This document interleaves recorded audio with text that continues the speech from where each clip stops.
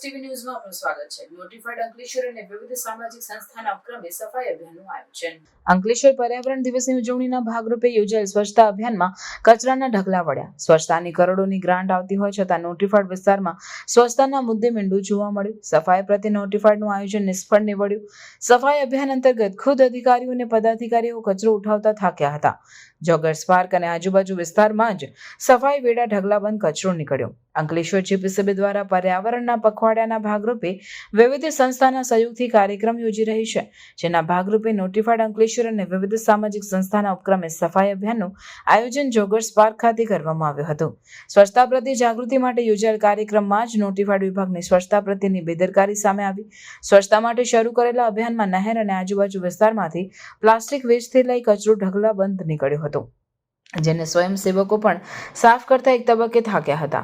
જોકે પ્લાસ્ટિક મુક્ત અભિયાનમાં જ પ્લાસ્ટિકનો વ્યાપક કચરો જોવા મળ્યો હતો. ત્યારે સરકાર દ્વારા સ્વચ્છતા માટે કરોડો રૂપિયાની ગ્રાન્ટ ફાળવવામાં આવતી હોય છે. આ ગ્રાન્ટ સ્વચ્છતા માટે ઉપયોગમાં લેવાની હોય છે, ત્યારે જે પ્રમાણે એક સ્વચ્છતા જાગૃતિ કાર્યક્રમમાં જ કચરામાં ઢગલા નીકળ્યા તે જોતા સફાઈ કરાય છે કે કેમ તે સવાલ ઊભા થયા છે. નોટિફાઈડ દ્વારા રેગ્યુલર સફાઈ કરવામાં આવે છે કે પછી ચોપડે સફાઈ જોવા મળી રહી છે તે ચર્ચાનો વિષય બન્યો છે.